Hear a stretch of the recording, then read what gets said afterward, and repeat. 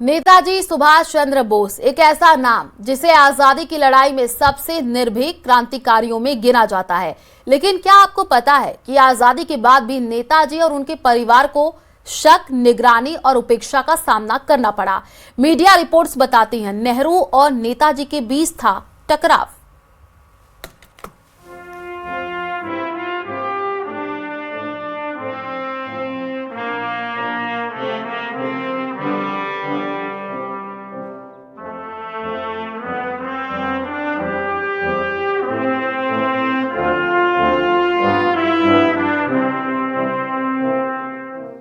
नेताजी सुभाष चंद्र बोस एक ऐसा नाम जिसे आजादी की लड़ाई में सबसे निर्भीक क्रांतिकारियों में गिना जाता है।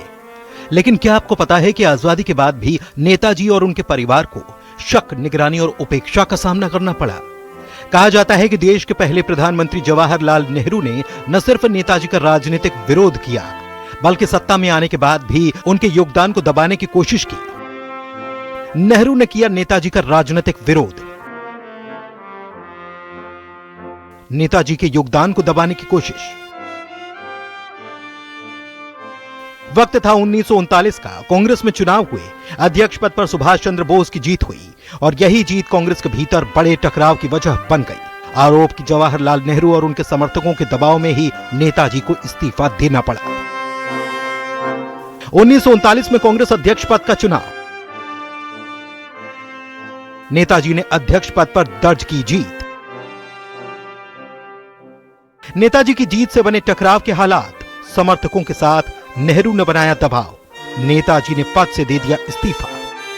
कुछ वक्त बाद सेकेंड वर्ल्ड वॉर के दौरान नेताजी ने आजाद हिंद फौज बनाकर अंग्रेजों के खिलाफ हथियार उठाए, तो तब भी नेहरू उसके खिलाफ खड़े थे।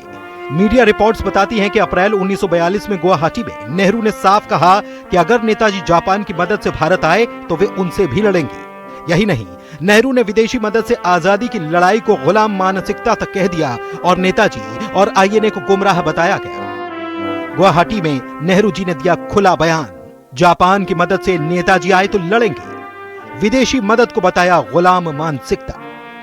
हालांकि वक्त बदला, देश आजाद हुआ, लेकिन आजादी के बाद भी हालात नहीं बदले। प्रधानमंत्री रहते हुए नेहरू पर आरोप कि उन्होंने नेताजी को राष्ट्रीय सम्मान देने से दूरी बनाए रखी, जैसे कि लाल किले में नेताजी के स्मारक से इनकार, देश की संसद में नेताजी का चित्र नहीं लगाया गया, दिल्ली में दशकों तक कोई बड़ा स्मारक नहीं बना। दरअसल 1945 में नेताजी की कथित विमान दुर्घटना आज भी रहस्य है। नेहरू ने खुद माना कि पुख्ता सबूत नहीं है, फिर भी नेताजी को मृत घोषित किया गया। जांच समितियां बनी, लेकिन वे गोपनीय रहीं और परिवार के सामने नेताजी की मौत आज भी सवाल है।